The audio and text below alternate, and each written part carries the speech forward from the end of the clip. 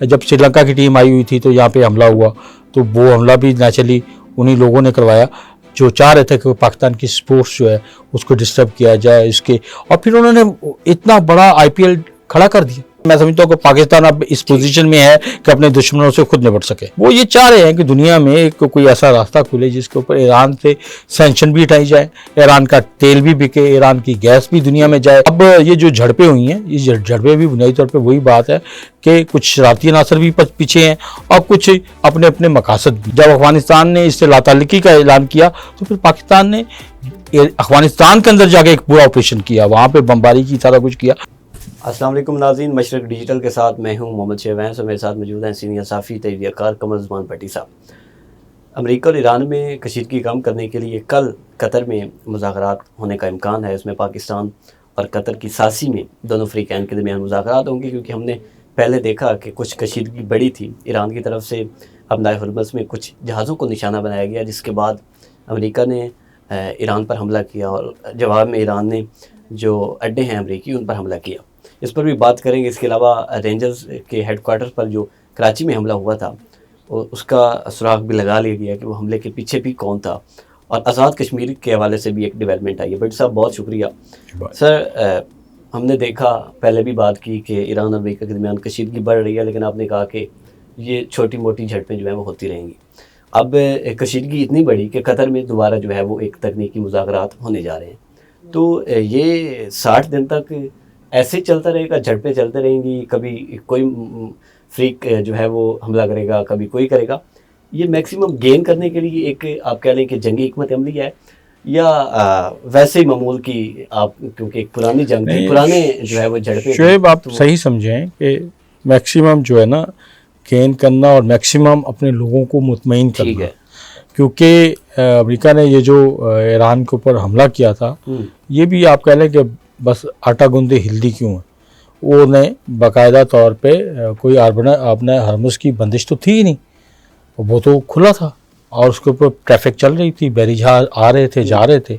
लेकिन चूँकि अमेरिका ने ईरानी सुप्रीम क़यादत को निशाना बनाया, और किसके कहने पे बनाया, इसराइल के कहने के ऊपर बनाया गया, और उसके बाद वहाँ पे हमले किए गए तसलसल के साथ। एक पूरी सीरियल है ईरानी क़यादत के ऊपर हमलों की, और फिर एक जवाब घड़ा गया कि जी चूँकि जब ईरान ने आपने हरमुज़ को बतौर हथियार इस्तेमाल किया, तो फिर उन्होंने कहा नहीं हम तो ये पहले भी मतलब बदमाश कंट्री था, और ईरान जो है वो जो एटमी सासे बना रहा था और यूरेनियम थी, ये सारे जो हैं ये सारे एटमी असला बनाना, बम बनाना और इसराइल को मलियामेट करना और ये वो सारा, और अब ये जो है अपना हरमुज़ को भी इसने कंट्रोल कर लिया, तो ये तो हम इसको बर्दाश्त नहीं करेंगे। तो वो सारी चीज़ें वो उस वक्त कर रहा था। तो ऐसे में अब फिर जब चीज़ें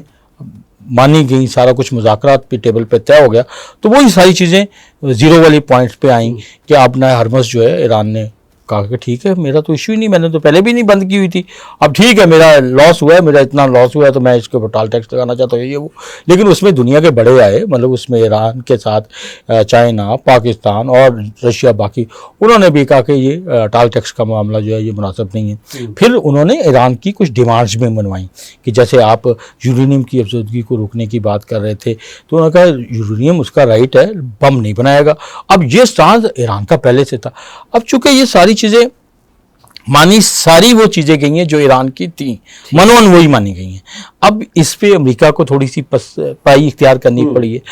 अब इसके ऊपर ईरान के अंदर भी एक चीज़ आई है कि ईरान जिसने पूरे 50 साल के करीब 47-48 साल जो है पूरे ईरानी इनकलाब के बाद अमेरिका मुर्दाबाद कैंपेन चलाई है, उसके खिलाफ लड़ाई लड़ी है, अमेरिका ने उसके खिलाफ एक पूरी हैवी इन्वेस्टमेंट की, उसके ऊपर जंगें मुसल्लत की, सारा कुछ। तो उसमें जो है अब ईरान के अंदर जो मज़ाहमती ग्रुप है जिसको पासदारान इनकलाब कहते हैं, उनको भी मुतमईन करना था। और ये मैंने पहले भी कहा था कि ये जो इस्लाह पसंद हैं ईरान के अंदर जो है, जो आप कह लें कि पिछले सदर से लेके और बाकी जो है वो ये चाह रहे हैं कि दुनिया में एक कोई ऐसा रास्ता खुले जिसके ऊपर ईरान से सैंक्शन भी हटाई जाए, ईरान का तेल भी बिके, ईरान की गैस भी दुनिया में जाए, ईरान के लिए बाकी रास्ते भी खुलें। तो वो एक रास्ता खुल रहा है और पाकिस्तान इसमें बड़ा वाइटल रोल प्ले कर रहा है, बतौर सालिस भी, बतौर ग्रेंटर भी। تو اب یہ جو جھڑپیں ہوئی ہیں، یہ جھڑپیں بھی بنیادی طور پہ وہی بات ہے کہ کچھ شرارتی عناصر بھی پیچھے ہیں اور کچھ اپنے اپنے مقاصد بھی ہیں، لیکن میں نے کہا تھا کہ یہ جھڑپیں جو ہیں یہ معمول کی جھڑپیں ہوں گی، ہلکی پھلکی موسیقی چلتی رہے گی، لیکن بالآخر اسی طرف جانا ہے۔ روڈ میپ وہی ہے، پیس پروسیس کا روڈ میپ ہے، روڈ میپ وہی ہے کہ دونوں ملکوں کے درمیان امن سے، اور دنیا میں یہ دونوں ملک جو ہیں آپ کو ان فیوچر 60 دنوں کے بعد بڑھتے نظر آئیں گے۔ بٹ صاحب، ابنائے ہرمز کا جو معاملہ ہے، ہم دیکھتے ہیں کہ ایک بڑے ٹول کے طور پر استعمال کیا ایران نے۔ ابھی امان اور ایران کے درمیان اس پہ بھی مذاکرات رہے ہیں کہ ابنائے ہرمز کا معاملہ ہم نے کیسے سیٹل کرنا ہے، کیونکہ دونوں فریق سے وہ اسٹیٹ گزرتی ہے۔ تو کیا امریکہ کو یا جو عرب ممالک باقی ہیں مشرق وسطی میں، ان کو یہ خدشہ ہے کہ ایران کبھی جس طرح اس جنگ میں استعمال کیا کر سکتا ہے؟ تو ایک فائنل سیٹلمنٹ ہونی چاہیے کہ ابنائے ہرمز کا جو معاملہ ہے وہ کیسے ہو۔ ایران اور عمان جو ایک طرف سوچ رہے ہیں، امریکہ ایک طرف سوچ رہا ہے کہ ایران کا کنٹرول کم ہو۔ اسی وجہ سے یہ جو ہے معاملات ابھی بھی ہم دیکھ رہے ہیں کشیدگی بڑھ رہی ہے۔ شعیب، دنیا کی سرحدیں کھل رہی ہیں۔ اس کا آغاز آپ کہہ لیں کہ برلن کے درمیان جو تھا، مشرقی و مغربی جرمنی کی سرحدیں، دیوار برلن ٹوٹنے سے ہوا، یا اس کے بعد جو ہے وہ یورپ کے نے اپنے آپس میں ایک ایگریمنٹ کیا اور اپنی سرحدوں کو اوپن کیا، لیکن یہ سرحدیں آہستہ آہستہ کھل رہی ہیں۔ سی پیک جو ہے یہ بھی ان سرحدوں کو کھولنے کی طرف اشارہ کرتا ہے، روڈ بیلٹ بھی جو ہے وہ بھی ان سرحدوں کو کھولنے کی طرف اشارہ کرتا ہے۔ مسئلہ یہ ہے کہ دنیا نے آپس میں ایک دوسرے کے ساتھ انگیج ہونا ہے، ایک دوسرے کے ملکوں میں آنا ہے، جانا ہے، ٹریڈ کرنی ہے، لوگوں کا آنا جانا، سارا کچھ ہونا ہے۔ تو یہ تبھی ممکن ہوگا جب اس طرح کی سینکشن نہ ہو، مطلب جہاں ساری دنیا کھل رہی ہوگی وہاں پہ ابنائے ہرمز جیسے بحری راستے کیا بند کرنے سے آپ نہیں سمجھتے کہ وہ دنیا کے جو ایک دوسرے کے لیے اوپن کرنے کے مراحل ہیں اس کو آپ ڈسٹرب نہیں کریں گے؟ تو ایسا ممکن نہیں ہے کہ ایک طرف دنیا کھل رہی ہو، دنیا ملنے جلنے کی طرف جا رہی ہو، دوسری طرف اس طرح کا کوئی ہرڈل آ جائے۔ تو میرا نہیں خیال کہ ایسی کوئی ہرڈل کریٹ ہوگی۔ اب یہ طے بھی ہو گیا ہوا ہے، تو اپنے ہرمز ٹھیک ہے، ہلکی پھلکی چیزیں تھیں وہ ختم ہو گئی ہیں، اور آپ کو آگے بھی نظر آئے گا کہ میں نے آپ کو کہا کہ میں ایک نئی دنیا دیکھ رہا ہوں، جس دنیا میں امریکہ، رشیا، چائنا، فرانس، برطانیہ، جرمنی اور یہ ساری دنیا کے بڑے ممالک جو ہے، جس میں G8 کے بھی ہوں گے، یہ سارے جو ہے یہ آپس میں ملنے کی باتیں کریں گے، آپس میں ایک دوسرے کے چیزوں سے فوائد حاصل کرنے کی باتیں کریں گے۔ اب ڈیمیجز کا دور نہیں رہے گا، ڈیمیجز بہت ہو گئے ہیں، اب ترقی کا دور رہے گا۔ اچھا سر، کراچی میں دہشت گرد جو ہے وہ ایک حملہ ہوا رینجرز ہیڈ کوارٹر پہ، اور TTP کی ایک تنظیم ہے الاحرار جماعت جو ہے اس نے وہ جماعت حرار، جی۔ اب ہم دیکھتے ہیں کہ افغانستان اور انڈیا سپانسرڈ ہے، ظاہر بات ہے TTP ہو یا باقی جو جماعتیں، پاکستان نے باقاعدہ جو ہے وہ ناظم الامور کو طلب بھی کیا، ریکارڈ بھی احتجاج کروایا، لیکن ہم دیکھتے ہیں کہ پاکستان میں جب بھی کوئی ڈیولپمنٹ ہوتی ہے، اچھی ڈیولپمنٹ، چاہے وہ پاکستان کا سازی کا کردار ہو، پاکستان میں ایک پولیٹیکل اسٹیبلٹی ہو، تو یہ حملہ کیا جاتا ہے۔ تو یہ کیسے دیکھ رہے ہیں؟ کیونکہ سیکورٹی کے معاملات جب تک حل نہیں ہوں گے، اور کراچی جیسے شہر میں یہ حملہ ہو رہا ہے، تو اسٹیبلٹی کی ضرورت تو ہے پاکستان میں، اور دشمن اسی کا فائدہ اٹھاتے ہیں کہ دیکھیں پاکستان کو بالکل اسٹیبلٹی کی ضرورت ہے، استحکام ہوگا اور یہاں پہ امن ہوگا تو چیزیں چلیں گی، اور جو دشمن ہے وہ ظاہر ہے پاکستان کے اندر یہی ایک چیز کریٹ کرنے کی کوشش کرتا ہے کہ اس ملک کے اندر امن نہیں ہے، یہاں پہ دہشت گردی ہے، یہاں پہ لڑائی جھگڑے ہیں اور مختلف چیزیں اچانک آنن فانن آتی ہیں، ایجنڈے کے تحت چیزیں جو نا وہ امپوز کی جاتی، سارا کچھ کیا جاتا۔ ہم نے دیکھا یہاں پہ جب سری لنکا کی ٹیم آئی ہوئی تھی تو یہاں پہ حملہ ہوا، تو وہ حملہ بھی نیچرلی انہی لوگوں نے کروایا جو چاہ رہے تھے کہ پاکستان کی سپورٹس جو ہے اس کو ڈسٹرب کیا جائے اس کے، اور پھر انہوں نے اتنا بڑا IPL کھڑا کر دیا، ٹھیک ہے نا۔ تو جب ہم آپس میں تانے بانے جوڑتے ہیں تو وہ بالکل انڈیا کی طرف اشارے جاتے ہیں کہ انڈیا جو ہے ان نٹوریس حلقوں کے پیچھے موجود ہے، اور اس میں آپ ان کا جو بلوچستان سے ہمارے ان کے جو پکڑے گئے تھے دہشت گرد، ان کے بھی آپ دیکھ لیں ساری چیزیں، اور ابھی بھی جو ہے TTP کے پیچھے یہی تو پاکستان بار بار بات کرنے کی کوشش کرتا ہے افغان حکومت سے بھی، اور ان کو طلب بھی کیا جاتا ہے، اب بھی طلب کیا گیا ہے کہ آپ جو ہے اپنے ان جو گروپس آپ نے یہ جو ہے نان اسٹیٹ ایکٹرز، ان کو آپ نے کنٹرول کرنا ہے۔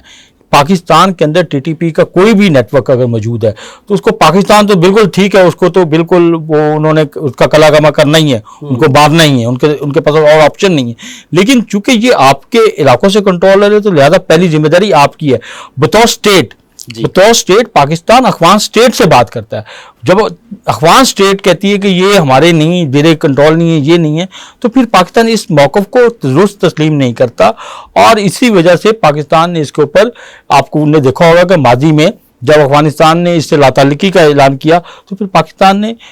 افغانستان کے اندر جا کے ایک پورا آپریشن کیا، وہاں پہ بمباری کی، سارا کچھ کیا. پھر انہیں احساس دلایا گیا کہ اگر یہ آپ کے کنٹرول میں نہیں تو پھر ہم کنٹرول کر سکتے ہیں، ہمارے پاس اتنی طاقت ہے. اگر آپ کو امریکہ اتنے ملکوں سے دور آ کے آپ کو توڑا بوڑا کے اوپر کنٹرول کر سکتا ہے، ساری چیزیں کر سکتا ہے، تو پاکستان تو بالکل آپ کو مکمل طریقے سے کنٹرول کر سکتا ہے. یہ ہے کہ ایران امریکہ جنگ میں جو آپریشن شروع کیا تھا ہم نے افغانستان بارڈر پہ، آپریشن غضب للحق، اس سے تھوڑی توجہ ہٹی ہے، تو یہ پھر دہشت گردی بڑھ رہی ہے، یا وہ دشمن عناصر جو ہیں وہ پلان کر کے بیٹھے تھے کہ پاکستان میں اسٹیبلٹی نہیں؟ دیکھیں دشمن عناصر جو ہے، میں نے آپ کو بتایا کہ مودی گورنمنٹ کی بدقسمتی کہہ لیں یا ان کی شرارت کہہ لیں، ان کا شاطرانہ اور بھیانک کردار کہہ لیں، کہ وہاں پہ جو اس وقت اسٹیٹ آف مائنڈ موجود ہے وہ سارا کا سارا پاکستان مخالفت کے اوپر ہے. وہ پاکستان کے اندر کیا تباہی آتی، کیا بربادی آتی، کیا یہاں پہ حالات خراب ہوتے، ساری چیزیں وہ اس کے اوپر رہ کے کرتے ہیں. اس کے لیے کہیں کراچی میں امن و امان کا مسئلہ کریٹ کرنا ہو، کہیں ہمارے وزیرستان میں کوئی پرابلم کریٹ کرنی ہو، کہیں ہمارے کے پی میں کوئی کرنا ہو، کہیں بلوچستان میں کوئی ہماری ٹرین کے اوپر حملہ کرانا ہو، تو کوئی موقع جانے نہیں دیتے ہیں. لیکن نیچرلی پاکستان نے یہ ساری چیزیں جو ہیں دنیا کے سامنے رکھ دی ہیں، ایکسپوز کر کے رکھ دیا ہے کہ انڈیا کا کردار کتنا بھیانک ہے، کتنا گندا ہے. اور پھر 10 مئی کے بعد پاکستان نے جس طریقے سے ان کو ایک آپ کہہ لیں کہ پورا منہ توڑ جواب دیا ہے آپریشن سندور کے بعد، جو ان کے ساتھ پاکستان نے جو ان کو جس کے وہ ڈیزرو کرتے تھے انڈین حکام، جو ان کو جواب دے دیا. اب میرا خیال ہے کہ ٹھیک ہے، یہ وہ چیزیں کرنے کی کوشش کرتے رہتے ہیں، لیکن میں سمجھتا ہوں کہ پاکستان اب اس پوزیشن میں ہے کہ اپنے دشمنوں سے خود نپٹ سکے. اچھا بٹی صاحب، 27 جولائی کو الیکشن ہے آزاد کشمیر میں. آج ایک ڈیولپمنٹ آئی ہے، آزاد کشمیر کی جو سپریم کورٹ ہے اس نے پی ٹی آئی کی عبوری جو رجسٹریشن کرنے کا حکم تھا، ہائی کورٹ کا فیصلہ، وہ معطل کیا ہے. اور ابھی 2 جولائی کو اس کی سماعت ہوگی، 27 جولائی کو الیکشن ہے. آپ نہیں سمجھتے کہ دینی چاہیے تھی آزادی؟ کیونکہ ہم نے دیکھا کہ جی بی میں پی ٹی آئی کی وہ کارکردگی نہیں رہی، چاہے وہ آزاد بھی تھے، لیکن اس طرح کا ووٹر نہیں نکلا پی ٹی آئی کے حق میں. تو یہ اگر سپریم کورٹ بھی اجازت دے دیتی تو ایک تاثر تو جاتا نا لیول پلینگ فیلڈ کا. دیکھیں یہ نیچرلی آزاد کشمیر کا الیکشن کمیشن جو ہے وہ گیا ہے اس کے اوپر. جی بالکل، ٹھیک ہے نا، کیونکہ ایک پلی ہائی کورٹ میں ان کے حق میں فیصلہ آیا، تو اب الیکشن کمیشن نے اس کو چیلنج کرنا، تو ان کے پاس پلیٹ فارم تھا سپریم کورٹ، آزاد کشمیر، انہوں نے وہاں پہ اس کو چیلنج کر دیا. اب وہ پوری وہ ایک ڈاکومنٹیشن کے ساتھ گئے ہیں کہ یہ کیوں پی ٹی آئی کے اوپر اعتراض لگا تھا، کیوں ان کے اوپر پابندی لگی، کیا وجوہات. وہ ساری کیس جو ہے دائرہ کورٹ میں گیا، کورٹ نے اس کو معطل کیا فی الحال، اور 2 جولائی کو اس کی سماعت ہوگی. یہ معطلی جو ہے اس کا یہ مطلب نہیں ہے کہ یہ کورٹ نے پی ٹی آئی کے خلاف کوئی فیصلہ نہیں لیا، ابھی انہوں نے پروسیس کیا ہے. اب پروسیس میں جو الیکشن کمیشن آزاد کشمیر وہاں پہ اپنا اوپینین رکھے گا، اس کو سپریم کورٹ میں سنا جائے گا، اس کے بعد جو فیصلہ آئے گا ایکچولی وہ چیز ہوگی. تو میرا خیال ہے کہ پی ٹی آئی کی قیادت کو چاہیے کہ اس کے اوپر کوئی پورا لیگل ورک کام کر کے جائیں، کیونکہ اس کے اوپر ماضی میں بھی ان کو اعلیٰ عدلیہ میں ہی پرابلم کا سامنا کرنا پڑا تھا. جو ان کے اپنے الیکشن کے معاملات ہیں، پی ٹی آئی کے باقی جو معاملات ہیں، جو ان کے اوپر باقی کیسز کے معاملات ہیں، ان کو جب تک وہ ڈیفینڈ کرنے کی پوزیشن میں نہیں آتے. مسئلہ یہی ہے کہ پی ٹی آئی جو ہے اپنے معاملات کو لیگل پوائنٹ آف ویو سے ڈیفینڈ کرنے کی پوزیشن میں آتی نہیں ہے، اور باقی چیزیں جو بیانات کی حد تک کرنے کی کوشش کرتے ہیں، تو وہ ایک نیریٹو تو ڈیولپ کر لیتے ہیں، باقی چیزیں کر لیتے ہیں، لیکن وہ جو جہاں پہ لیگلی وہاں پہ ضرورت ہے وہ تقاضا پورا نہیں کرتے، تو پھر وہاں پہ ان کو شکست کا سامنا کرنا پڑتا ہے. شکریہ جی. بٹ صاحب ہم بتا رہے تھے کہ پی ٹی آئی کو اب سپریم کورٹ میں چونکہ 2 جولائی کو اس کیس کی سماعت ہوگی اس اپیل پہ، تو دیکھتے ہیں کہ پی ٹی آئی جو کتنی تیاری کر کے جاتی ہے. الیکشن کمیشن نے اپیل دائر کیا ہے، دوسرا فریق الیکشن کمیشن ہے، اور اس کے علاوہ دنیا کو اس وقت امن کی ضرورت ہے. اور وہی کردار جو ہے وہ اس وقت پاکستان کا جو کردار ہے، قطر کا جو کردار ہے، اس کو صرف اپریشیٹ نہیں کیا جا رہا. جس طرح ہم نے جھڑپیں دیکھی، بٹی صاحب ہمیں بتا رہے تھے کہ یہ جھڑپیں بھی جنگی تکنیک سے آپ سمجھ لیں یا میکسیمم گین کرنے کا جو ہے وہ فریقین کا ایک ٹول بھی ہو سکتا ہے. اجازت دیجیے، اللہ حافظ.